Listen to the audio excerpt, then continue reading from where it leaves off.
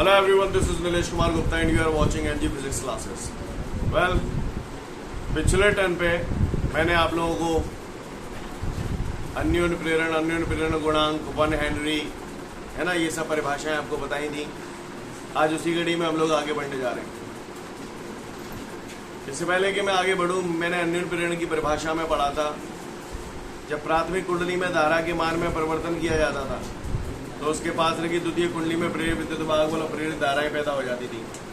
इस घटना को हम लोग अन्योन्य प्रेरण की घटना कहते हैं। याद है सभी को?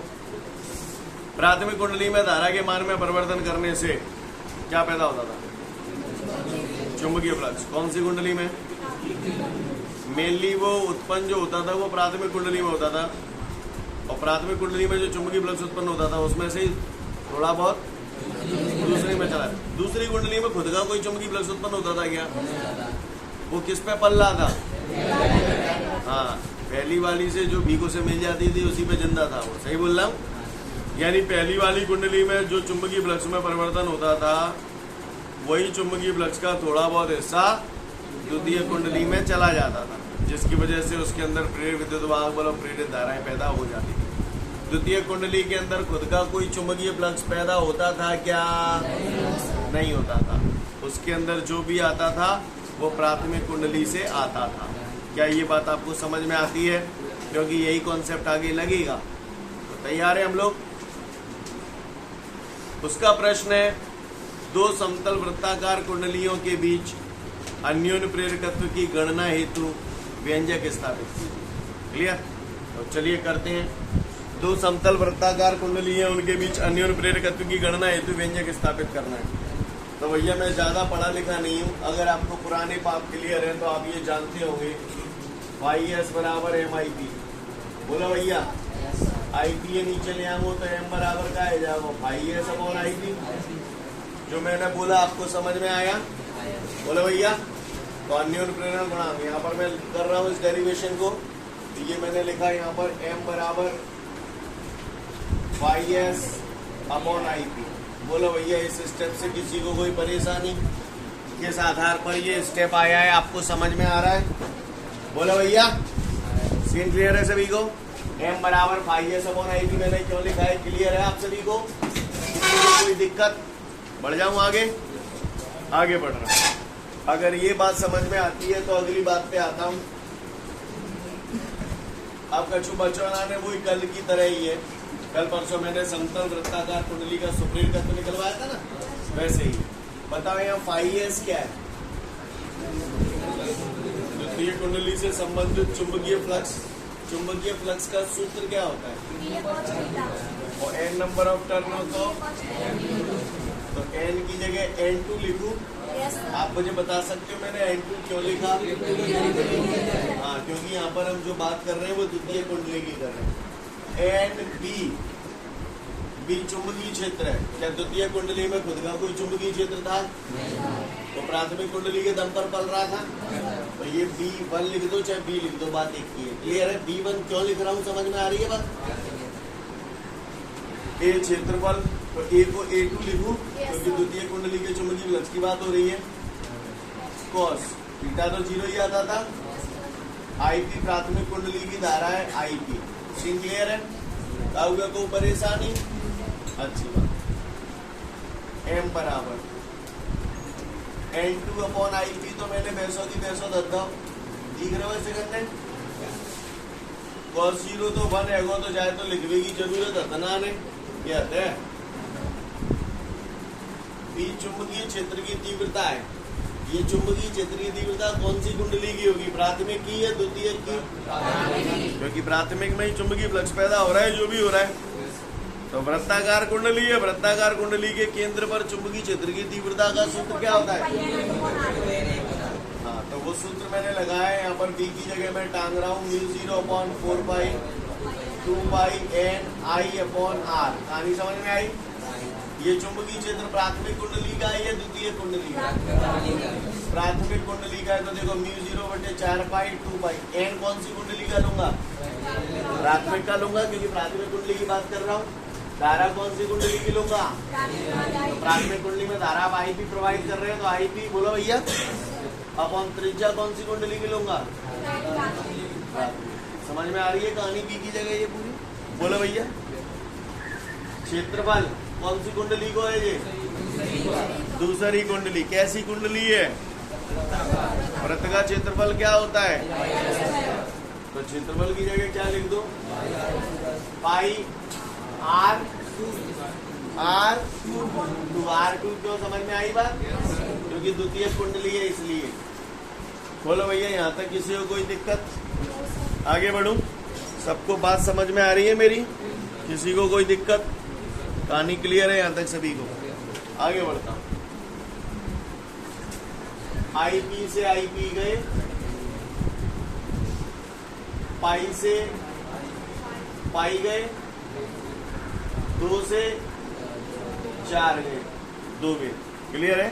नहीं है 2 दूनी 4, इतने तो जानते होगे। तो M बराबर तिहाई है गई लाला रे μ0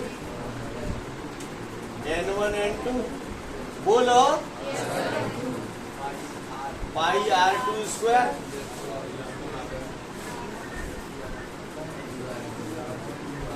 अपॉन 2R1।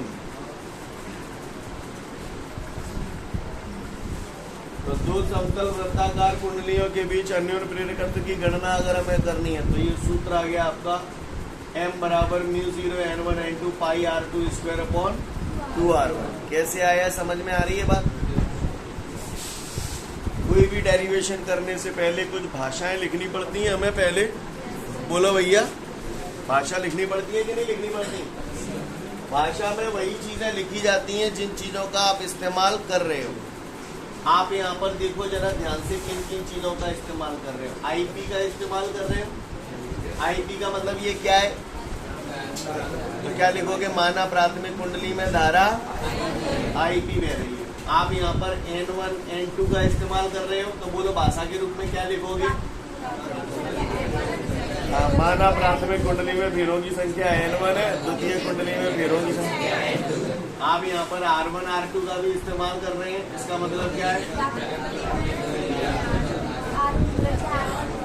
समझ गए? प्राथमिक कुंडली की त्रिज्या R1 है, द्वितीय कुंडली की त्रिज्या R2 है। तो बस लिख दो। क्लियर?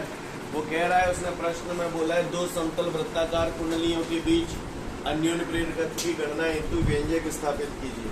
तो व्यंजक की स्थापना तो मैं कर दूंगा ऐसे। कहानी समझ में आ रही है? इससे पहले जो भाषा लिखी जाती है इसमें लिख सकते हैं। माना दो वृत्ताकार कुंडलियां हैं, प्राथमिक कुंडली में धारा IP बह रही है एवं इन कुंडलियों में फेरों की संख्या क्रमशः N1 और N2 है तथा इनकी त्रिज्याएं क्रमशः R1 और R2 है। अतः हम जानते हैं कि खत्म कर नहीं यही बस। सीन क्लियर है? 2 से 2.5 मिनट का समय आपके पास, अच्छे से देख लो। आगे मुझसे ये भी पूछ रहा है, ये दो समतल वृत्ताकार कुंडलियों के बीच अन्योन्य प्रेरकत्व का ये जो सूत्र आया है, तो यहाँ पर इसको प्रभावित करने वाले कारक भी बताइए। पहला कारक हो गया प्राथमिक कुंडली में फेरों की संख्या। हाँ, तो प्राथमिक कुंडली में फेरों की संख्या बढ़ जाएगी तो अन्योन्य प्रेरण गुणांक का मान क्योंकि समानुपाती है। दूसरा कारक आप बोलो, द्वितीय कुंडली में फेरों की संख्या। द्वितीय कुंडली में फेरों की संख्या बढ़ जाएगी तो अन्योन्य प्रेरण गुणांक का मान। और बोलो, द्वितीय कुंडली की त्रिज्या। द्वितीय कुंडली की त्रिज्या बढ़ जाएगी तो अन्योन्य प्रेरण गुणांक का मान। हाँ, प्राथमिक कुंडली की त्रिज्या बढ़ जाएगी तो अन्योन्य प्रेरण गुणांक का मान कम हो जाएगा। समझ में आई बात? क्लियर? अच्छा, दूसरा, वृत्ताकार कुंडली के भीतर रखे पदार्थ की चुंबकशीलता पर चुंबकशीलता बढ़ जाएगी तो अन्योन्य प्रेरण गुणांक का मान बढ़ जाएगा। जो कहानी बोल रहा हूँ समझ में आ रही है? मेरी बात ध्यान से सुनिएगा। अगर उसने मुझसे ये पूछा कि दो समतल वृत्ताकार कुंडलियों के बीच अन्योन्य प्रेरण गुणांक के मान को किस प्रकार बढ़ाया जा सकता है, प्रभावित करने वाले कारक नहीं पूछ रहा वगैरह, इसे कैसे बढ़ाया जा सकता है, तो क्या बोलोगे? प्राथमिक कुंडली में फेरों की संख्या अधिक होनी चाहिए। हाँ, द्वितीय कुंडली में फेरों की संख्या अधिक होनी चाहिए। हाँ, द्वितीय कुंडली की त्रिज्या। हाँ, शाबाश। प्राथमिक कुंडली की त्रिज्या कम होनी चाहिए। जितनी भी रामायण आपको बोली गई समझ में आई? सीन क्लियर है सभी को? इस डेरिवेशन को अगर मैंने बोला बोर्ड पे आके करो तो आप लोग कर लोगे? आगे बढ़ जाऊं फिर मैं? अगला बोले, अगला क्या है? दो समक्षीय लंबी परिणालिकाओं के बीच अन्योन्य प्रेरकत्व की गणना हेतु व्यंजक स्थापित करो। सुने भैया, दो लंबी समाक्षीय परिनलिकाओं के मध्य अन्योन्य प्रेरकत्व की गणना हेतु व्यंजक स्थापित। बिल्कुल सेम टू यू है, जैसे परिनलिक वो वाला आपने पहले स्वप्रेरकत्व का करा था ना, ये भी मिलता जुलता है उसी से। एक इशारा है मेरा आप लोगों से, जो लोग अच्छा पढ़ते हैं उनके लिए बात कर रहा हूँ। जैसे आपने समतल वृत्ताकार कुंडली का स्वप्रेरकत्व का सूत्र पढ़ा था, अगर आपको याद हो तो ये था, याद किया था आपने? अब दो समतल वृत्ताकार कुंडलियों के बीच अन्योन्य प्रेरकत्व का सूत्र ये आया। जब वो घर जाके याद ही करोगे, करना पड़ेगा कि नहीं करना पड़ेगा? कल को कॉम्पिटिटिव एग्जाम वगैरह की तैयारी करोगे तो ये सब करने ही पड़ेंगे, आपको मजबूरी है आपकी। क्लियर? जो बोल रहा हूँ आपको बात पल्ले पड़ रही है? समझदार के लिए इशारा काफी है, चूतियों का अपन कुछ कर नहीं पाएंगे। क्लियर? इशारा ये है कि जैसे आपको दोनों ही सूत्र याद करने पड़ रहे हैं, ठीक है? तो मैं ये बोलूँगा ये वाले याद कर लेना तो ये ऑटोमेटिकली याद हो जाएंगे। कैसे याद हो जाएंगे? समझने की कोशिश करिएगा। m बराबर देखो mu zero n into N pi एक आर से स्क्वायर घटको आर नहीं है, बात समझ। अब यहाँ पे जो मजबूरी जो तो R1 है, जो तो R2 है, पर समझ गए ना? समझदार के लिए सारा काफी है, चूतियों का अपन कुछ नहीं कर पाएंगे। क्लियर है सीन? तो अगर आप अन्योन्य प्रेरण गुणांक के सूत्र याद रखेंगे तो आपको स्वप्रेरकत्व के अपने आप याद हो जाएंगे, ऐसा मुझे लगता है। आपको भी ऐसा ही लगता है? यारो एक बात पूछूं आपसे, थोड़ा समझने की कोशिश करिएगा, ट्राई टू अंडरस्टैंड। ये समझ में आ गया आपको? जैसे ये मेरा घर है, समझिएगा, ये मेरा घर है, ये पड़ोसी का घर है, ठीक है जी? समझदार के लिए इशारा काफी होगा। ये मेरा घर है, ये पड़ोसी का घर है। यहाँ पर मैंने धारा के मान में परिवर्तन किया तो चुंबकीय फ्लक्स में परिवर्तन होता है ऐसे करके। थोड़ी बहुत लपटें इसमें भी चली जाती हैं, जिससे इसमें भी चुंबकीय फ्लक्स में परिवर्तन हो जाता है, प्रेरित धाराएं पैदा हो जाती है। ये बात समझ में आती है आपको? किसी को कोई दिक्कत? मैं चाह रहा हूँ कि जाके घर में आग ज्यादा से ज्यादा लगे। मेरे घर में तो लगे ही गई है, मैं तो चाहूँ जाके घर में ज्यादा से ज्यादा लगे। तो ऐसा कब होगा? अगर जब द्वितीय कुंडली है में, मतलब मेरे घर की एक एक लपट, एक एक चिंगारी जाके घर में जानी चाहिए। तो ऐसा करने के लिए इस कुंडली को जई के ऊपर लपेट लो।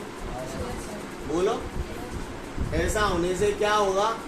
ऐसा होने से यहाँ पर जितनी भी चुंबकीय फ्लक्स पैदा हो रही है वो पूरी की पूरी द्वितीय कुंडली से संबंधित हो जाएगी। नहीं, यही बात है।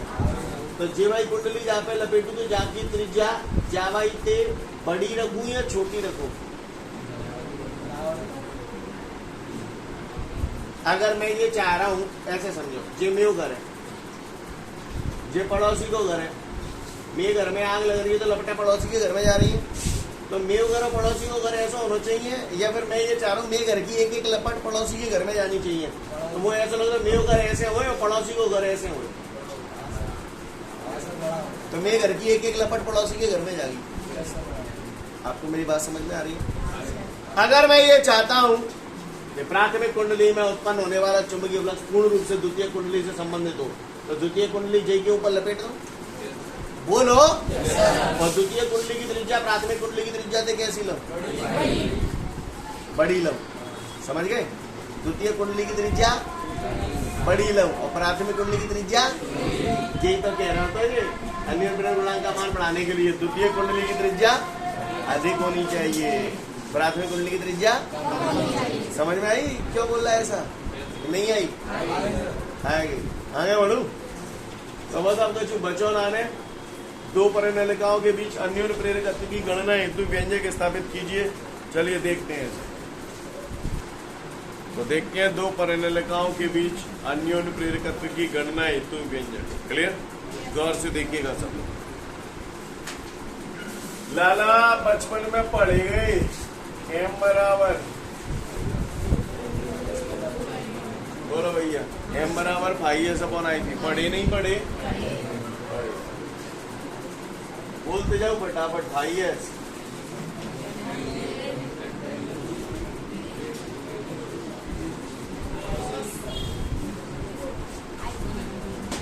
समझ में ही नहीं आई, वही आवाज ऐसी रामायण है।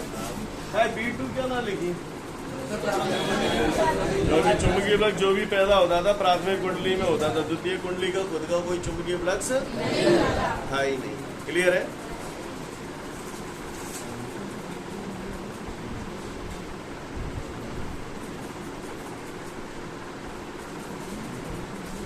परिनलिका के भीतर चुंबकीय क्षेत्र की तीव्रता का सूत्र, तो μ0 n की जगह n1 क्यों लिखिए? समझ में आ रही है बात? आई पी अपॉन लंबाई l लिखना है, n लिख दो, L1 लिखना है, L1 लिख दो। गुड, टेंशन वाली बात ना है। सीन क्लियर है? हेतु cos 0 कितना होता है? जोर से बोलो। हाँ, ये का आईपी थे, आईपी कटी गई इसलिए हटी गई। आगे बढ़ते हैं। तो m बराबर की आई आएगी लाला रे n1 n2 हेतु नहीं, यही बात समझ। सीन क्लियर है? कोई दिक्कत? काव्य को परेशानी हो तो बताए, ना नहीं तो फिर सुनने होगा। लिसन, ये कहानी अगर आपको समझ में आई, अगर उसने पूछ लिया दो परिनलिकाओं के बीच अन्योन्य प्रेरण गुणांक का मान बढ़ाने के लिए हमें क्या क्या करना चाहिए, तो बताओ क्या करना चाहिए? प्राथमिक कुंडली में फेरों की संख्या अधिक होनी चाहिए। हाँ, द्वितीय कुंडली में फेरों की संख्या अधिक होनी चाहिए। हाँ, द्वितीय कुंडली का क्षेत्रफल और प्राथमिक कुंडली की लंबाई समझ गए? सीन क्लियर है? काव्य को परेशानी, जैसे मैंने मान के चलो जी प्राथमिक कुंडली बना दी, तो द्वितीय कुंडली जई के ऊपर लपेट दो। बोलो, अब देखना लाला रे, देखना। ये प्राथमिक कुंडली है तो इसकी अक्ष ऐसे ही तो होगी। अब द्वितीय कुंडली जई के ऊपर लपेट दे तो जो की अक्ष ऐसे ही तो होगी। तो ये दोनों कैसी हैं? समाक्षीय मतलब दोनों के अक्ष समान है। नहीं है मेरी बात समझ? तो दो समाक्षीय परिनलिकाओं के मध्य अन्योन्य प्रेरकत्व की गणना हेतु व्यंजक स्थापित कीजिए तथा उसे प्रभावित करने वाले कारक बताइए। तो बता देंगे, पक्का? देख लो प्रसन्न मन से, गौर से देखिएगा। ये सूत्र आ गया हमारा। स्वप्रेरण गुणांक जब आपने पढ़ा था दो किसी परिनलिका के स्वप्रेरकत्व की गणना हेतु जब आपने व्यंजक स्थापित किया था, आपका सूत्र ये आया था। आपको नहीं लगता जी याद है तो जी आ ही जाओ। μ0 n into n square. Clear है? काव्य को परेशानी हुए तो बताए, ना नहीं तो फिर सुने। अगर ये पूरी दास्तान मेरी समझ में आ रही है आप लोगों को, तो अगली बात कहता हूं, ध्यान से सुनिएगा। परिनलिका का जब ये डेरिवेशन आप कर रहे होंगे, जैसे आपने देखा होगा मैंने नोट्सों में जो कराया है उसमें एल आ रहा है, शायद ये L1 ही आ रहा है, एल लिखा है। तो इसका मतलब मैंने परिनलिकाओं की लंबाइयां एल मान ली होंगी, इसलिए एल आ रहा है। आप L1 मान लेते हो तो कोई माइकल लाल इसे काट नहीं सकता। समझ में आ रही है बात? 100% करेक्ट है। जो आप मानोगे वही तो आगो। नहीं आई मेरी बात समझ में? सीन क्लियर है? बाई चांस बाने जो कह दी ये लाला रे दो परिनलिकाओं के बीच अन्योन्य प्रेरकत्व की गणना हेतु सिद्ध कीजिए m बराबर μ0 n1 n2 a upon l। नहीं तो क्या कर लोगे फिर? हाँ, लंबाई बराबर मान लेंगे और क्षेत्रफल a मान लेंगे। नहीं है, ये मानने के ऊपर है। समझ गए? जिस हिसाब से वो सिद्ध करा है वही हिसाब से अपन मान लेंगे। नहीं आई है ना? इनमें रट्टा लगाने की जरूरत नहीं। भैया सर ने ये मानिए तो हम यही मानेंगे, ऐसा को ठेका ना नहीं। ऐसा को हाँ क्लियर है। भाषा समझ में आ रही है आप लोगों को मेरी? किसी को कोई दिक्कत?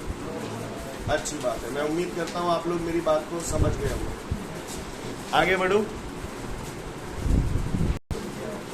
इसके बाद हमारे को नोट दिए गए हैं, आइए नोट देखते हैं। दुनिया वालों, ये दुनिया वालों, बचपन में अगर आपको याद हो आपने पढ़ा था स्मॉल एन बराबर कैपिटल एन अपॉन एन। बोलो पढ़े नहीं पढ़े? पढ़े।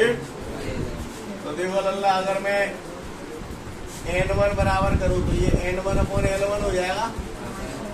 तो कैपिटल n1 बराबर क्या है या वो n1 l1 कैंची गुणा कर दो। ऐसे n2 निकालेंगे तो क्या है या वो n2 l2 है या नहीं है या? तो सूत्र ऐसे लिख सकता हूँ म्यू 0 n1 की जगह n1 l1, n2 की जगह n2 l2, ये टू अपॉन L1 के L1 काट लो। बोलो तो M बराबर क्या ही है जाएगी लाला रे म्यू 0 कर रहा हूँ तो समय लगता है। N1 N2 ये 2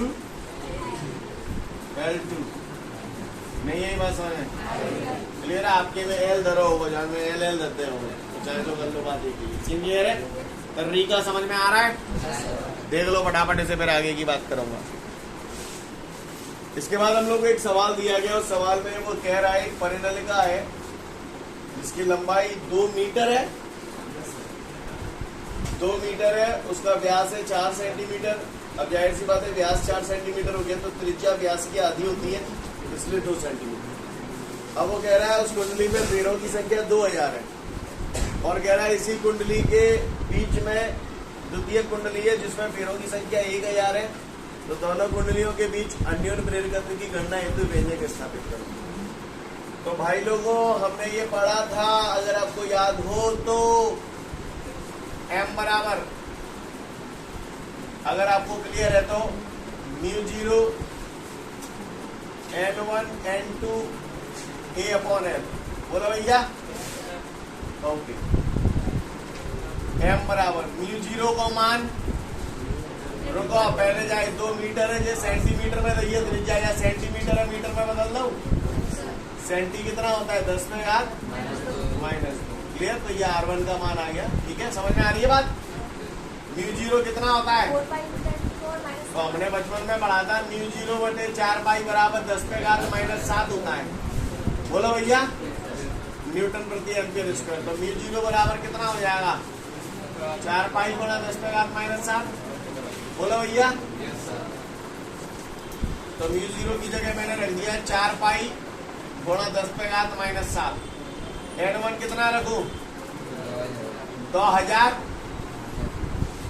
n2 कितना रखूं? 1000। क्षेत्रफल पाई यार इसमें लिख दो बटे l। क्लियर? l यहाँ पर l1 है तो l1 लिख दो। तो m बराबर देखो लाला रे 4 पाई गुणा 10 पे घात -7 2000 गुणे 1000 गुणे पाई का मान 3.14। त्रिज्या कितने गए? 2 गुणा 10 पे घात -2 स्क्वायर। बोलो भैया बटे लंबाई। अब तो कर लोगे इसे, सॉल्व करोगे आंसर आएगा आपका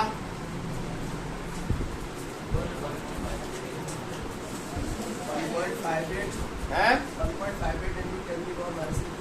1.58 into 10 to the power -3 Henry. Note it down.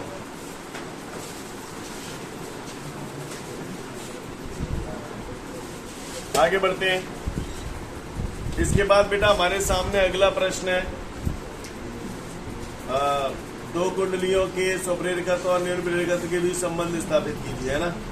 ये क्वेश्चन थोड़ा सा लेंथी है, टाइम की हमारे पास कमी है, इस क्वेश्चन को हम लोग कल करेंगे। इसके बाद आपको एक अंतर दिखाई दे रहा है, स्वप्रेरण और निर्प्रेरण में अंतर बताइए। ये अंतर भी हम लोग कल ही करेंगे। पहले इधर देखिए ध्यान से, इससे पहले कि मैं स्वप्रेरणा और अन्योन्य प्रेरणा में अंतर पढ़ूं, आप लोग मुझे गौर से बताइए जरा ध्यान से। स्वप्रेरणा आपने पढ़ा है? अन्योन्य प्रेरणा आपने पढ़ा है? कितने लोगों ने पढ़ा है? हाथ खड़े करें। अरे वाह, वेरी गुड। तो बताओ मुझे, स्वप्रेरणा में कितनी कुंडलियां होती हैं?